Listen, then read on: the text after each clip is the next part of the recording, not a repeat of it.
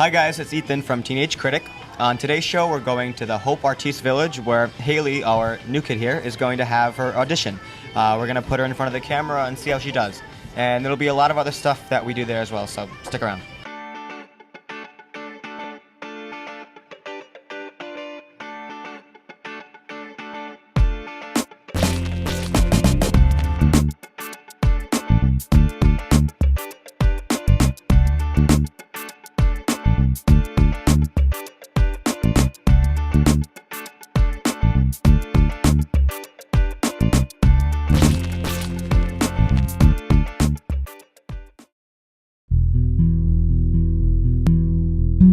Hey guys, this is Cindy from Teenage Critic, and right now I am in Pawtucket, Rhode Island, in the Hope Artiste Village.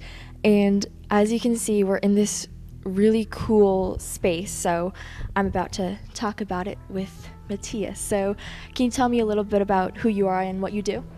Sure, my name is Matthias Pliesnig, and I'm a sculpture and furniture designer in Pawtucket. And we make really large-scale furniture and sculpture that you can see in the studio here.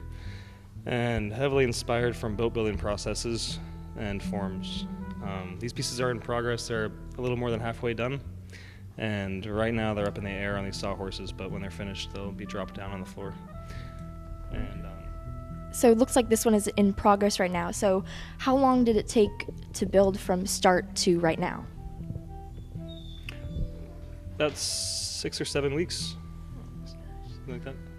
So in total it takes about 3 months to 4 months to build these benches. So what do you do with these when you're finished? These are all commissioned pieces, so they're going to new buildings in different countries. All the work is commissioned from architects that are building a new building, and they need a piece of furniture for a lobby or entranceway into the building. So they're all designed custom to the function and the geometry of the interior space. And do you build it right here? Yes. So where did you study or go to school? I studied furniture design at the Rhode Island School of Design, graduated 10 years ago, and went to graduate school at the University of Wisconsin in Madison. And when did you start building these type of benches? In 2006. And also, how do you move these benches? How do you transport them? First, they're all designed so that they can barely fit out of a normal door. So each piece will fit about by a quarter of an inch out of a door. For these pieces, these are only traveling pretty close to here. So for these, I'll load them inside of a truck and drive the truck to the location. If they go overseas, then we build crates for them, and large crates, and then they go by ship on the ocean. So what kind of work do you use to build these?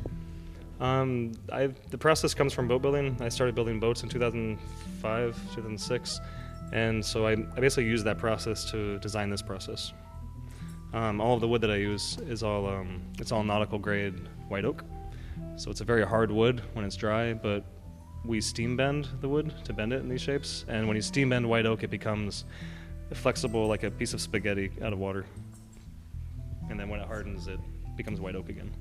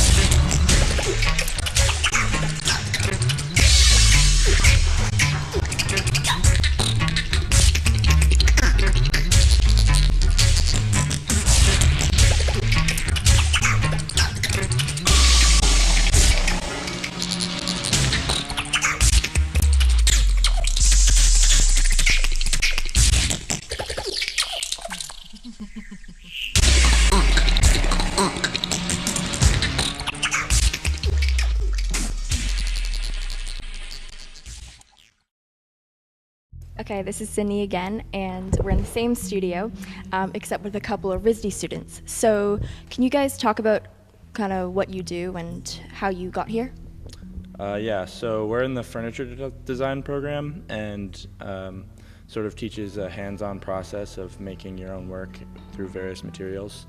Wood is what they start you out with, but you sort of graduate to whatever you want. And Matthias sort of has a very unique way of working with wood, and we are working with him to sort of gather his process and sort of learn from it to incorporate it into our work.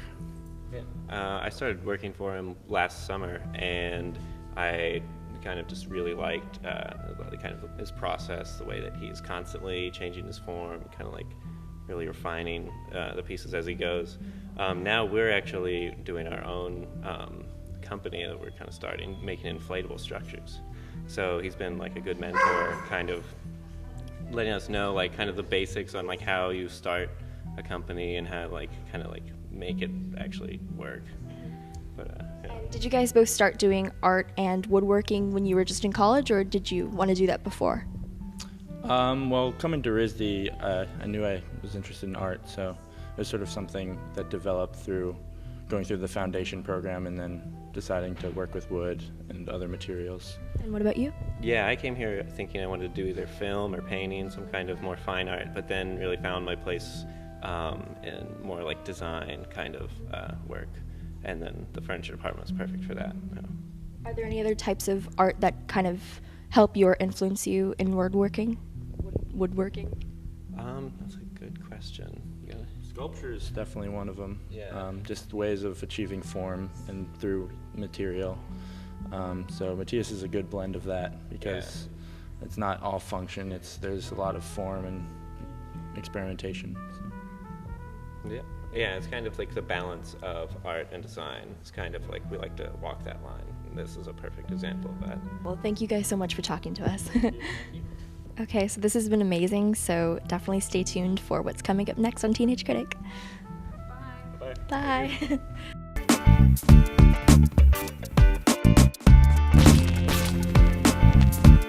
Thanks so much for that interview, Sydney. That was really cool. So up next, we're going to talk to a co-owner of the Peace Love Art Studio. So stay tuned.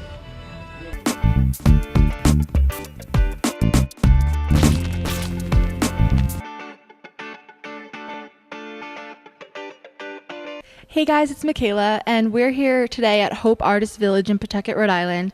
And right now we're in Peace Love Studios, and I'm here with one of the co-founders, Matt Kaplan.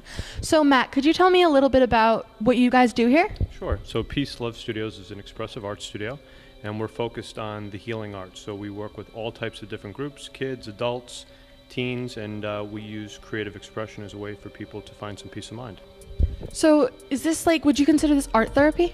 We are not art therapists, although we do work with some in the hospital settings, but we're a community art center. So this is a place where people of all abilities can come, can create. We do all types of different expressive arts, painting, visual journaling, drums, mandalas. So it's just it's a creative community center. So you guys are opening tomorrow night. Could you tell me a little bit about what you have planned? Sure. So tomorrow night is the grand opening of this space. We're going to be launching our Alex and Ani bracelet as well. It's called the Peace of Mind Bangle. I noticed that you're wearing a lot of Alex and Ani. And you can kind of see over there, and maybe we'll get some pictures later, but you can see what the bracelet looks like. And it'll be the first time in history that a company has actually supported mental wellness and mental health at the point of purchase at retail. So 20% of all the sales of that bangle goes to providing life-changing expressive arts experiences and programs to communities in need. So it's awesome. Yeah, that's very awesome. So you guys sell your artwork and artwork from other people? We do. So we have a big community of artists. So there's an art show up around us right now. There's 39 artists from all over the country that have donated their art, they've donated their talent, and 100% of the proceeds from the sale of these skateboard decks, which you can kind of see behind us, will go actually to support a program that we have with veterans at the Providence VA Medical Center. So skateboard, we help the veteran. That sounds like an awesome program. Who founded that? Who founded the program or this studio? So my cousin Jeff Spar and I started Peace Love about 4 years ago, and the veterans program started probably about 6 months ago. We've been working with our vets.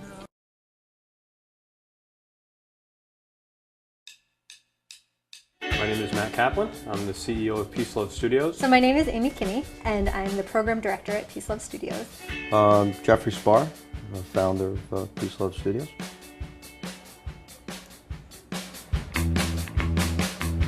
There's such social stigma surrounding mental illness that it's not something that you can easily talk about or that you may easily want to admit to yourself. I know my family really had a tough time when I was in the hospital and having a really difficult time. They couldn't talk about it. They couldn't wear a pink ribbon or wear a yellow bracelet and have someone go, "You're connected to that." You know, I've been through that too. Mental illness and mental health in general doesn't have that symbol that people can rally behind and get excited about and foster a community behind. What happened was about 2.5 years ago, Jeff Spar painted that symbol. It kind of became our calling card, and we knew the power of that symbol because we saw how it affected people. Sometimes you have to find what's giving you trouble and deal with it in order to actually then find the peace of mind. There's no yellow bracelet. There's no pink ribbon. There's no red campaign. For the tens of millions of people and their families who suffer like myself, These are things that we need to celebrate. You know, recovery is something that we need to celebrate. Art and people's stories and helping others is something we need to celebrate. And that's what Peace Love strives to do.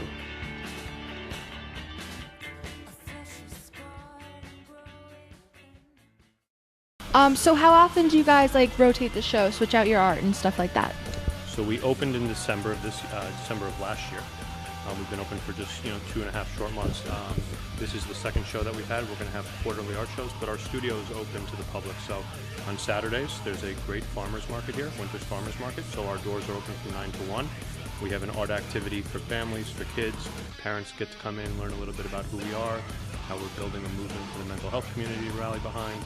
And then we have free programming. You can check our calendar online. It's peacelovestudios.com. But one of the ways we give back is we provide opportunities for people to experience expressive arts for free. Art's a really cool way for people to express themselves. I would say 95% of the time people take it home with them because they're proud of what they created, and it was a positive experience they had, and it helps them share with others, maybe a cool experience that they had. So. Thank you so much for interviewing with us. So guys, come check out Peace Love Studios in Hope Artist Village in Pawtucket, Rhode Island.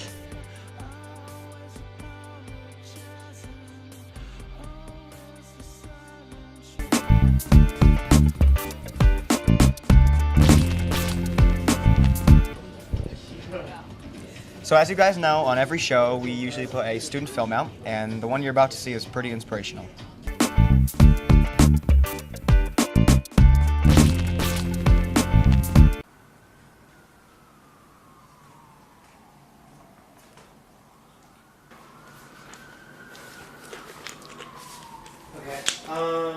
Let's talk about, I forgot what we were talking about. You said you wanted to talk about like some of the work that I'm doing now? Okay. I think like for me, you can tell a lot about a person by, the kind of, the things, the brands that they rep, whether it's like, if they wear Levi's, if they wear Nike, what kind of hats they wear, what kind of like toothpaste they use. All of those like brands that they make conscious decisions to, purchase or to kind of have is telling, you can kind of like see what that person's all about just by looking at the things that that surround them. And to me, that's if you're able to capture that, in an abstract way, that it's cool because it's still like a rendition of that person.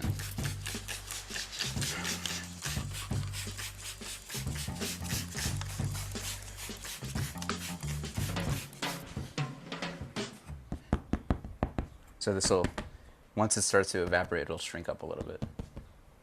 It's already kind of tighter.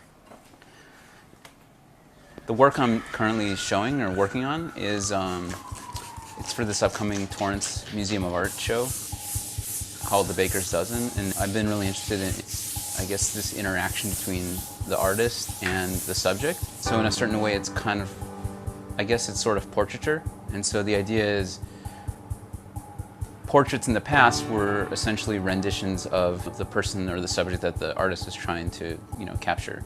And that includes like their skin, their face, their, whatever they're wearing, things like that.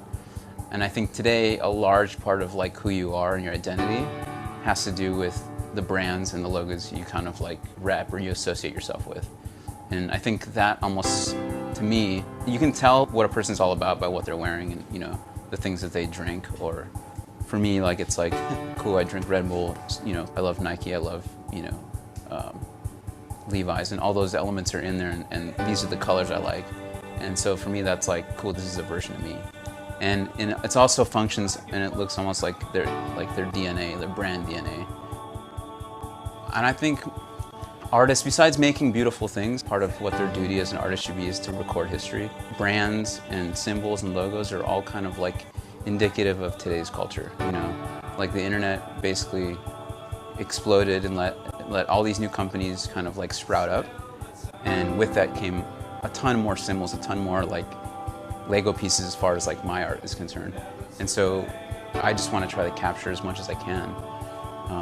Kind of put it all together to sort of record what's going on right now. And I think we're in a state of where we've never been in civilization, where we're just like so much commerce, so much like capitalism, so much like production that it's overwhelming. And I think I can only sort of capture like a slice of that.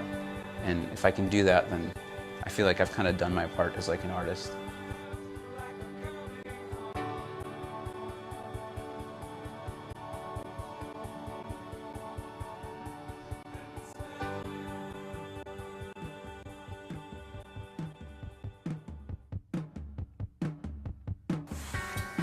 Who are you again? It just seems so weird to say that. I don't like talk. I don't know. Maybe it's not that important to me. Like where I'm from. I don't know. No, I don't know. I just don't think. I don't think it's. Because I think if I open that can of worms, it's like, oh, cool, you're not from LA. Like I don't. This is probably a deeper thing, but I think the reason why I have trouble talking about that is because a lot of my work deals with identity. I've always struggled with my identity, and I think maybe that's why I have a hard time saying what my name is and where I'm from, because I'm not from El Salvador, I'm not from Chicago, and I'm not from LA. My name's not Jorge, it's not George, it's not Jorge Oswaldo Aguirre, it's not Jorge Oswaldo Aguirre. But for a fact, you're an artist. Yeah, that's it. I'm an artist.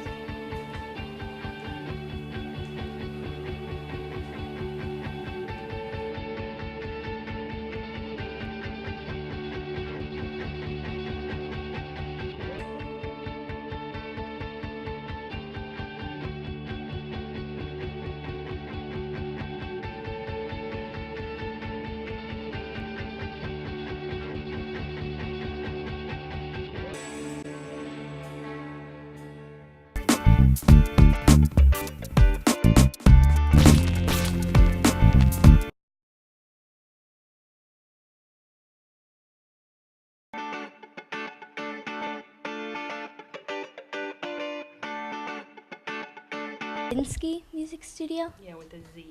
Okay. Okay. We'll say it again. Ready? Okay. In 3, 2, 1. Hi, I'm Haley, and I'm in Zabinski Music Studio, and I'm talking to Esther Zabinski. And Rebecca Zabinski. So, what's your role? We both own this music studio, which is a teaching studio. Okay, wait, one more thing. I'm sorry, I forgot to tell you. Can you make sure that you put the mic close to either one of them when they're talking? Okay, and on this mic also, you kind of need to choke up a little bit because when you touch the chords, we can hear it. Okay. So try not to touch that part. All right. So now you got a lot to think about it now. Take but 2. Try to just be like, try to just be like the same thing. And I think it would be better if you just said, I'm Haley and you're watching Teenage Critic, and today we're here at Zabinski Studio. And Okay. I'm talking to, okay, so do say it in 3, 2, 1. Hi, I'm Haley, and you're back on Teenage Critic, here at the Zabinski Studio. I'm talking to Esther Zabinski. And Rebecca Zabinski. So, what's your role in the studio? Well, Rebecca and I own this music studio, which is a teaching music studio in the Hope Artiste Village. We teach private music lessons based on piano lessons, guitar lessons, voice lessons. Rebecca also teaches violin lessons, bassoon lessons, and we do have drum lessons as well. Did I miss any? I think I got them all. We also do some babies classes, so like mommy and me classes for infants and toddlers. To what age? We do from 0 to senior citizen. So all ages. So I have a few adult students, a lot of school-age students, and like we said, the little babies too. So how long is this session? Each session for private lessons is a half an hour long. I do have some students who are more advanced, and so they choose to take 1 hour lessons instead. And the classes for the little kids are about half an hour long. Is it easy? Depends on how much you practice. What's your favorite song? My favorite song? Well, my favorite song right now is The Rainbow Connection, because I just read a book on Jim Henson, so it's kind of like that's where my heart is right at the moment. How long have you been around? We've been in this space for 3.5 years, although I've been teaching lessons and I'm a professional musician for over 10 years. I don't know what else to ask. Hmm? Oh. So where... She asked her specifically not to do that. Okay. No, I can do that one. So Ask her what her name is too, because I don't know if we got that for sure. We did. Okay. Oh, we did. Okay. So where did you go to school? We actually were taught by our parents at first because both of our parents are musicians. So I actually went on and studied business so that we could open up this studio. And Esther studied music at Rhode Island College and the Berklee College of Music. So how long have you been doing this? Like, when was the first time that you tried, like, your parents tried to teach you? We first got our piano books when we were 5 years old, when our father came home with our books. And from there, we were very lucky that our parents listened very closely. So whenever we said, gee, it would be really interesting to learn how to play the violin was in our hands and we were playing it and learning how to play it. So the background of your parents, did they enjoy music too? How long did they do music? That's a great question. They have been studying and playing music for over 50 years now, because they also started learning how to play music when they were children. My father learned how to play the accordion before he started playing piano. My mother learned how to play the accordion and then the piano and then the bassoon. They're both elementary school educators. They were both music teachers in elementary schools. When you were in school, were you involved in any activities involving music? Yes, I played in elementary and middle school. I played in orchestras and in bands. In high school, I played in band. And most people don't know about the bassoon, and so when they find a bassoon player, they stick them in an orchestra. So that's what I did when I was in college. Can you say, it sounds like you guys play a lot of different instruments. Can you tell me what your favorite one is? Okay. It sounds like you play a lot of instruments. Which is your favorite one? It depends on what kind of music I'm playing. If I want to play something fast and light, I like to play the violin. If I want to copy what I hear on the radio, I'm picking up my guitar. Is there anything else? Yeah, can you ask them what kind of advice they give to like other music students in the world? Okay. So what other advice would you give to other students? I would say to stick with it. Music can get very hard and complicated relatively quickly, but if you stick with it, you'd be surprised at how good you get at it. So don't get frustrated and quit. Just keep going and maybe try something a little bit different. Close up, say, well, thanks so much for talking to us. It looks like you guys have a really interesting place here, and you guys stick around for what's coming up next. Okay. When you're touching. So thank you. Stick around for what's coming up next. It seems like you have an interesting place here. Thank you. Thank you.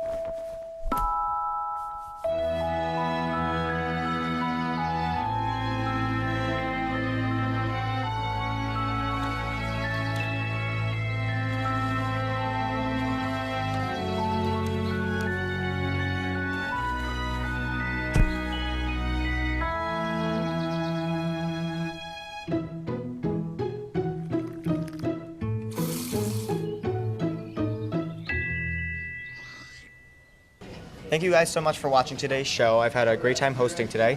As you guys know, we're on every Saturday at 11:30 on Rhode Island PBS. And if you want any more information about shows, what we're doing, go to clubhousestudioacademy.com.